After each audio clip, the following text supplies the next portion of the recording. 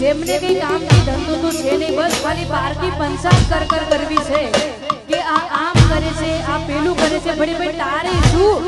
જેને જેમ કરવું હોય એમ કરવા દો ને.